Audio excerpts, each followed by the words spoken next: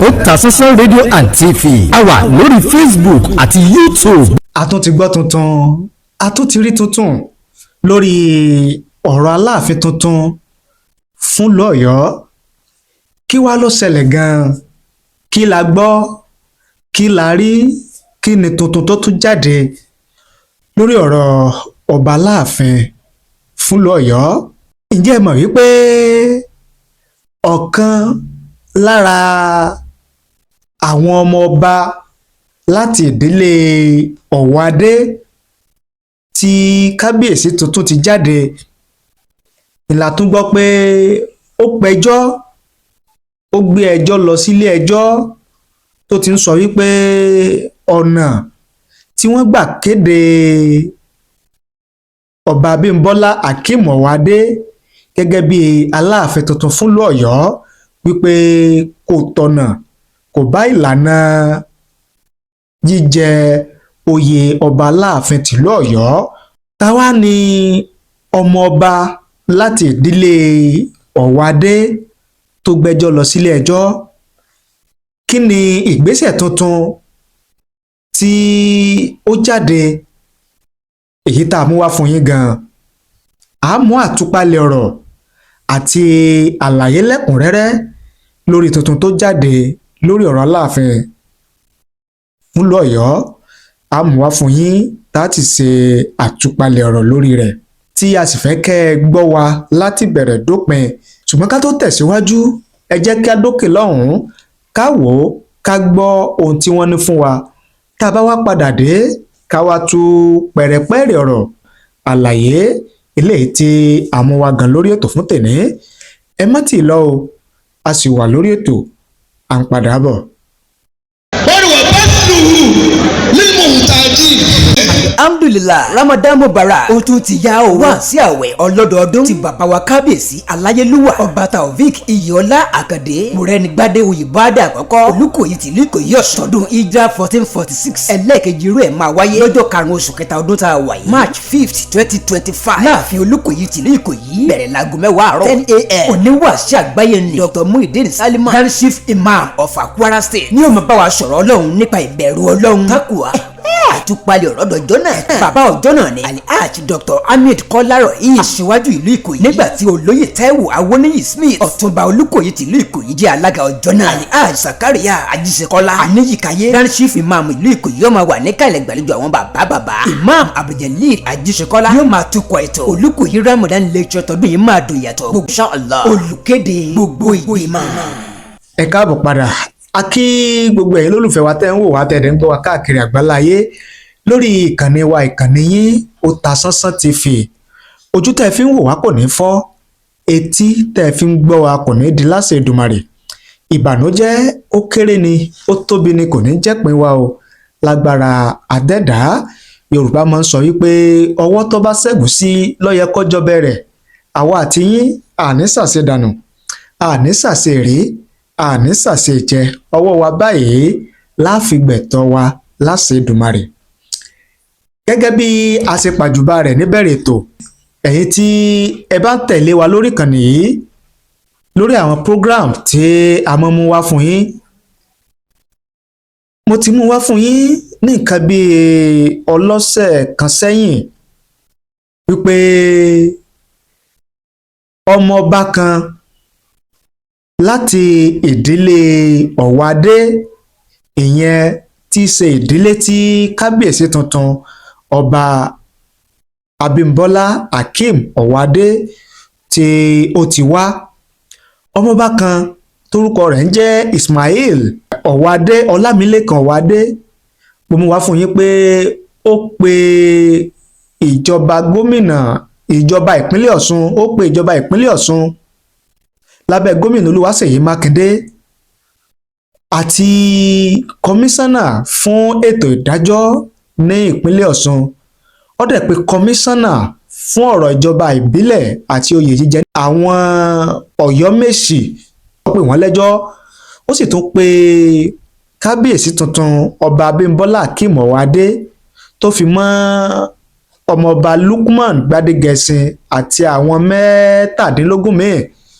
ló pè lẹ́jọ́ tó wọ́ lọ sílé ẹjọ́. títún míì tó wá jáde ó ní pé ilé ẹjọ́ tí ọmọọba Ismail Ọlámilékan Ọ̀wádé ilé ẹjọ́ gíga ti ìpínlẹ̀ Ọ̀yọ́ tí ó jókòó sí ilẹ̀ Ìbàdàn tí ọmọọba Ismail Ọ̀wádé tó gbé ẹjọ́ lọ ẹ jẹ́ kí n mú wá fún yín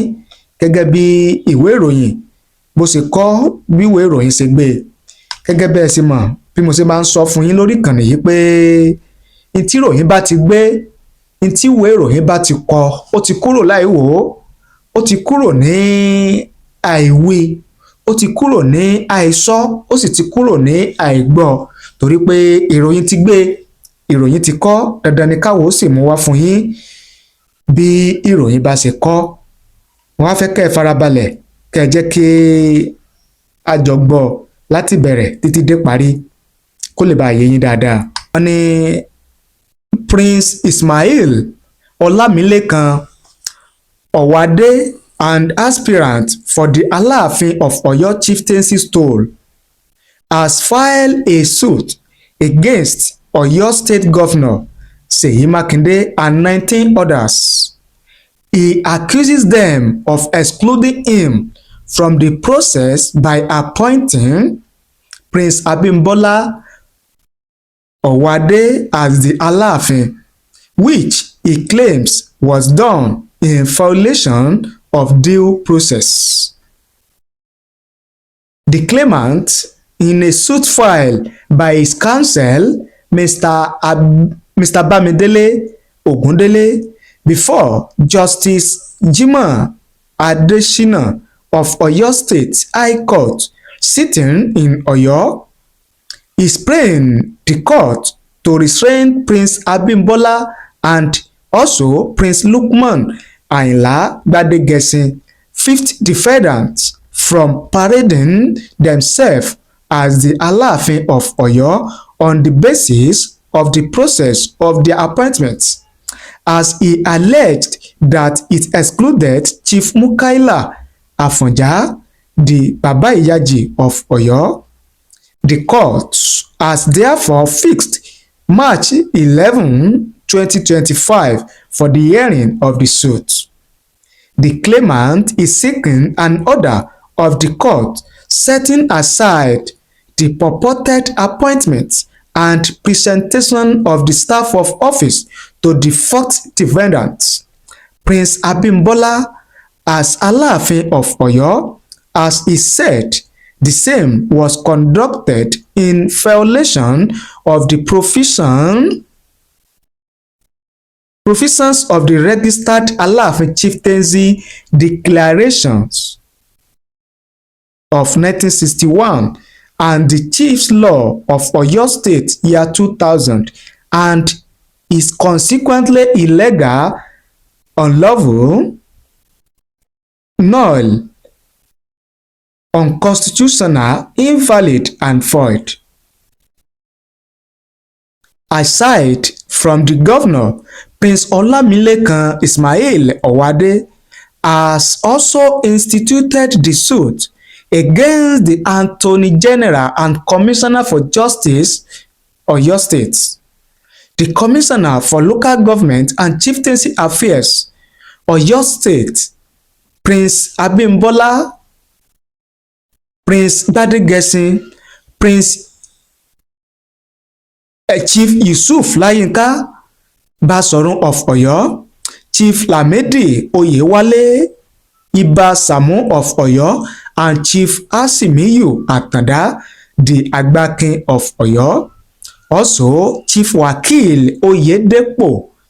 the Laguna of Oyo, Chief Amusa Yusuf Akiniku of Oyo, Chief Masud Aborode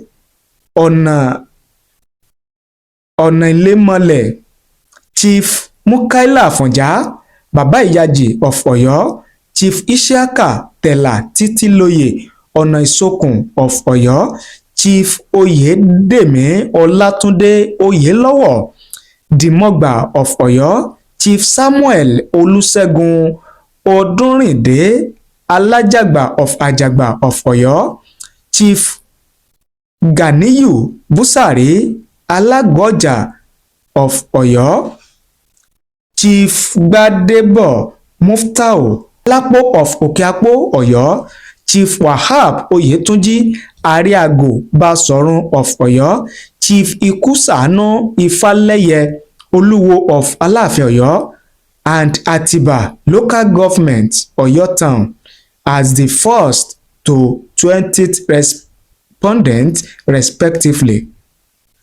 In a statement of claim, Prince Owade stated that the governor and all other constituted authorities failed to comply with due process, which excluded Chief Afonja Baba-Iyaji of Oyo under paragraph 5A and 5B of the Registered Aláàfin Chieftaincy Declaration of 1961. Baba-Iyaji must present the candidates he believes is best qualified to be appointed, along with the names of other candidates, to the kingmakers under the leadership of the Basorun of Oyo and the Chief Laws of Oyo State 2000 and the Registered Aláàfin Chieftaincy Declaration. Hence, the grievances of the claimant now ventilated before the court. He said that it is the responsibility of the 12th defendant, who is Baba-Iyaji, to conduct a transparent screening among the applicants based on the criteria set by Oyomesi and representatives of the ruling house after due consultation with other stakeholders. The claimant is therefore praying the court for an order restraining the 5th defendant, Prince Gbadegesin and Prince Abimbola, who excluded Baba-Iyaji under paragraph 5A and B of the Registered Aláàfin Chieftaincy Declaration of 1961 from presenting themselves as the Aláàfin of Ọ̀yọ́. He also seeks an order of interlocutory injunction restraining Prince Hakeem Owade from being presented as Aláàfin of Ọ̀yọ́ by the first defendant, Ọ̀yọ́ State Governor, and all constituted authorities on April 5th, 2025, on the basis that his appointed did not follow the process, which excluded the 12th defendants, Baba-Iyaji, under paragraph 5A and B of the Registered Aláàfin Chieftaincy Declaration of 1961. Finally, the claimant seeks an order of the court directing and mandating the first, second, and third defendants and the kingmakers, Oyomesi, to complete the process started by Baba-Iyaji under paragraph 5A and B of the Registered Aláàfin Chieftaincy Declaration of 1961. Justice Adesina has therefore fixed March 11, 2025 for hearing. Gẹ́gẹ́ bí ìwé ìròyìn Vanguard bí wọ́n ṣe gbé bí wọ́n ṣe kọ òní àmúwá fún yín tẹ́yìn náà ti gbọ́ tẹ́yìn náà ti rí yẹn. Ntí ó wà nínú fínrìnfínntìn tí a mú wá fún yín yẹn kókó bẹ́ẹ̀ òun náà ni wípé ọ̀kan nínú àwọn ọmọ ọba tí wọ́n fìfẹ́ hàn tí wọ́n gba fọ́ọ̀mù láti bọ́ sí orí ipò bàbá wọn, ipò ọba Aláàfin tìlú Ọ̀yọ́, torúkọ rẹ̀ ń jẹ́ ọmọọba Ismail Ọlámilékan Ọ̀wádé. Òun ló pe ẹjọ́ ọwọ́ ìjọba ìpínlẹ̀ Ọ̀yọ́ lábẹ́ gómìnà Olúwaṣèyí Mákindé, ọwọ́ ẹni tí í ṣe agbèfọ́ba nípínlẹ̀ Ọ̀yọ́ tó tún jẹ́ alákòóso fétò ìdájọ́ nípínlẹ̀ Ọ̀yọ́, ọwọ́ kọmíṣánná alákòóso fún ọ̀rọ̀ ìjọba ìbílẹ̀ àtòyè jíjẹ nípínlẹ̀ Ọ̀yọ́, ọwọ́ ọba tuntun Aláàfin tìlú Ọ̀yọ́ ìyẹn Aláàfin tí gómìnà Olúwaṣèyí Mákindé gómìnà ìpínlẹ̀ Ọ̀yọ́ tó gbé ọ̀pá àṣẹ àti ìwé ẹ̀rí fún ìyẹn ọba Abímbọ́lá Akeem Ọwádé ọwọ́ ọmọọba Lukman Gbádégẹṣin tí àwọn Ọ̀yọ́mèsì igun kan náà àwọn Ọ̀yọ́mèsì tí wọ́n ní òun ni àwọn fà kalẹ̀ láti bọ́ sórí ipò àpèrè Aláàfin tìlú Ọ̀yọ́ ọwọ́ náà ó sì wọ́ àwọn Ọ̀yọ́mèsì ọwọ́ wọn ọwọ́ àwọn míì tá a dárúkọ yẹn ọwọ́ wọn lọ sílé ẹjọ́ ó ní nínú ìlànà àti ìgbésẹ̀ tí wọ́n tọ̀ tí wọ́n fi kéde orúkọ ọmọọba Abímbọ́lá Akeem Ọwádé gẹ́gẹ́ bí ẹni tí yóò bọ̀ sórí àpèrè Aláàfin tìlú Ọ̀yọ́ ó ní ìlànà yẹn ìgbésẹ̀ tí wọ́n tọ̀ pé kò bófin mu ìgbésẹ̀ tí wọ́n gbé pé kò bófin mu. nínú ẹjọ́ tí nínú àwọn nǹkan tó rí kùdìẹ̀kudiẹ tó rí nínú ìgbésẹ̀ tí wọ́n gbé àti ìlànà tí wọ́n tọ̀ tí wọ́n fi kéde Abímbọ́lá Akeem Ọwádé gẹ́gẹ́ bí Aláàfin tuntun àtàwọn àlàyé míì tó ṣe tí ìrọ̀lẹ́ ẹjọ́ pé kí ilé ẹjọ́ dákun o kán bá wọn sọ fún ìpínlẹ̀ Ọ̀yọ́ ìjọba ìpínlẹ̀ Ọ̀yọ́ kán bá wọn gba ìwé ẹ̀rí àti ọ̀pá àṣẹ tí wọ́n gbé fún ọba Akeem Abímbọ́lá Ọwádé tó fi ń pera rẹ̀ ní Aláàfin tuntun pé kán bá wọn gbà á kí ọmọọba Akeem Abímbọ́lá Ọwádé kó sì dẹ́kun láti máa pera rẹ̀ ní Aláàfin tuntun fún ìlú Ọ̀yọ́. Oríṣiríṣi àwọn èèyàn ó ní wọ́n ti wá ń wo ọ̀rọ̀ yìí pé tí ẹjọ́ bá bẹ̀rẹ̀ ní ọjọ́ kọkànlá oṣù kẹta tí ìjókòó láti máa gbọ́ ẹjọ́ yẹn tí ó bẹ̀rẹ̀ ṣe kò ní dí ayẹyẹ ètò gbígba adé fún ọba tuntun ìyẹn ọba Abímbọ́lá Akeem Ọwádé ṣé kò ní dí lọ́wọ́ ṣé ọ̀rọ̀ ní gbàbòmí yọ ṣé omi ò ní tẹ̀yìn wọ ìgbín kábíyèsí tuntun lẹ́nu. Béèrè tí àwọn kan béèrè lọ́wọ́ wa nìyẹn. Ohun tí àwọn èèyàn wá ń wò ó ní wípé ṣé kìí ṣe wípé nǹkan kọ̀ọ̀kan ó wà nínú ìdílé Ọwádé ṣé kìí ṣe wípé nǹkan àṣírí kan ó ń ṣẹlẹ̀ aáwọ̀ kan ń wáyé nínú ìdílé Ọwádé ìyẹn ìdílé tí kábíyèsí tuntun ọba Akeem Abímbọ́lá Ọwádé tó ti jáde wá tó fi wá jẹ́ pé ìkan nínú àwọn ọmọ ọba tí wọ́n jọ fìfẹ́ hàn láti bọ́ sórí ìtẹ́ Aláàfin yẹn òun náà ni a tún wá rí tó tún wá pẹjọ́ tó tún ní ohun ọ̀faramọ́ o ìlànà àti ìgbésẹ̀ tí wọ́n fi yan ọba Akeem Abímbọ́lá Ọwádé tó sì jẹ́ pé nínú ẹbí nínú ìdílé kan náà ni Ọwádé náà nájọ ń jẹ́. Eléyìí náà ni àwọn èèyàn ń béèrè tó ṣókùnkùn sáwà ṣùgbọ́n à ń gbìyànjú láti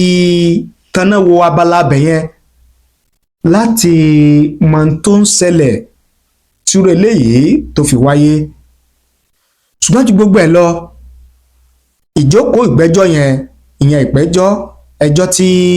ọmọọba Ismail Ọlámilékan Ọwádé ẹjọ́ tó pè láti fi tako ìyànsípò kíkéde gbígbadé gbígbọ̀pá àṣẹ ọba Abímbọ́lá Akeem Ọwádé pé kò bófin mu ọjọ́ kọkànlá oṣù kẹta ọdún tá a wà yìí náà ni ìjókòó ìgbẹ́jọ́ òní yóò bẹ̀rẹ̀ kọ́bẹ̀ Èdùmàrè kó ṣọ́ wa kó dàbò rẹ̀ bò wá ẹ ṣé bẹ́ẹ̀ ṣe ń wò wá ẹ ṣé bẹ́ẹ̀ ṣe ń gbọ́ wa ojú tẹ́ fi ń wò wá kò ní fọ́ etí tẹ́ fi ń gbọ́ wa kò ní di láṣẹ Èdùmàrè ìbànújẹ́ ó kéré ni ó tóbi ni kò ní jẹ́pin wa lágbára àdẹ́dàá ẹ bá ní pín ẹ bá ní share rẹ̀ sórí àwọn social media platform yín tẹ́ bá ń lò